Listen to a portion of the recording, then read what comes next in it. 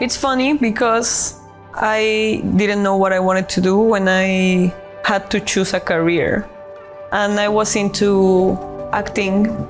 When I was shown what an animator could do, I was like, this is acting. It's a different kind of acting. It's a very technical kind of acting, but it's acting all the same. You have to have your foundation properly established. In your foundation, it might sound cliche, but going back to the animation principles, that is the core of really animation. So having an understanding, even just at a base level, what each department does helps you because you know the difficult challenges they face, you respect that, and then you can ask them more intelligent questions. So like, hey, this is an issue, how can we fix it? There's one thing that I pick up on with every single successful student who is kind of leapt into the industry and just hit a stride that seems almost unbelievable, is being able to take feedback well, constructively, and also implement it.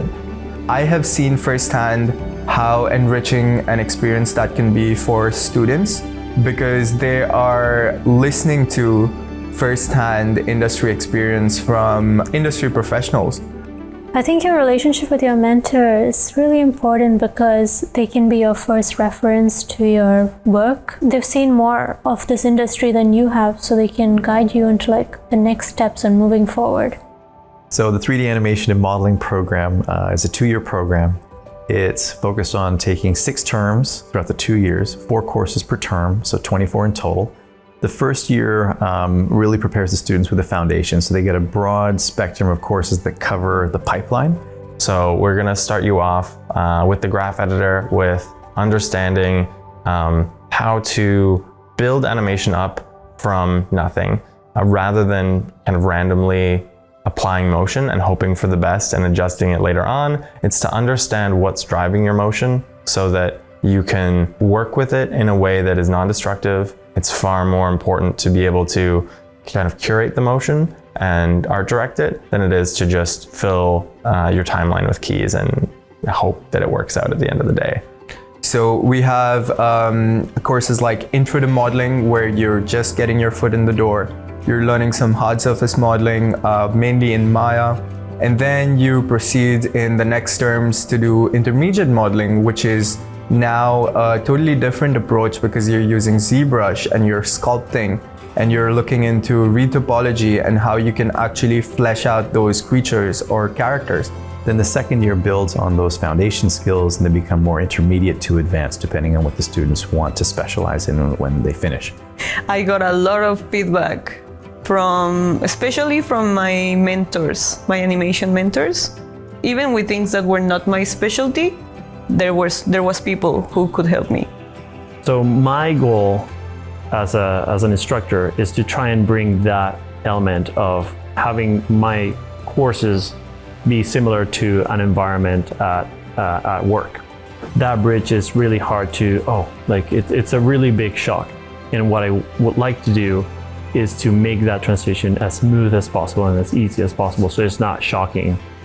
So next time you're looking at your favorite shot from an animated film or TV show, and you see some amazing action on the screen, some characters that seem so alive, an environment that just looks so fantastic, it's important to understand that that wasn't created by just one person. The way animation studios started was a bunch of people that came together in a room and decided to work together and talk about what they want to do and change things. I think realistically, a lot of students make the mistake of thinking that once they finish their final demo reels and they hand in their final assignments, school is over.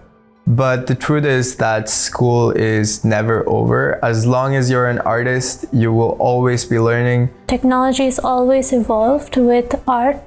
Even from the beginning, when it was 2D animation, it has evolved into 3D. So we have to learn to, again, be flexible because things will change. And if you want to be part of art, you have to move along with the change. And it means that you can open up the possibilities of storytelling so much. So many stories aren't told because they'd be too expensive. And so many stories are kind of reined in because it's getting pricey and we just don't have the funds to do that. So we won't do as good a job because we need to get it out now. We can make more movies better from the ground up. Actually, artists making them, making the choices, like that's really exciting to me. So take advantage that of the time that you have in school, and take advantage of all the instructors that you have at your disposal, and ask questions and dig into their knowledge. So being good to work with and doing good work. Those are sort of the two most important pillars. If you can master both of those things, you're going to succeed and be very desirable. One of the key indicators is when they're inquisitive, when they want to know more. They're not happy with only the information that you're giving them. They want to know more. They want to ask more questions. They want to find other ways to get those questions answered. I think that is what is going to push their art to the next level. That's what is going to push their understanding. A lot of people in the higher ups, like higher up positions, are doing just that still. Like they're still micromanaging like little details of the story and getting excited and making those changes.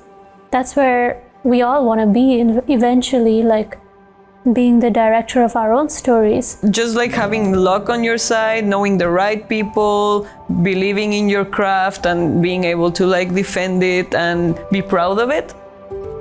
And there will be an opportunity for you.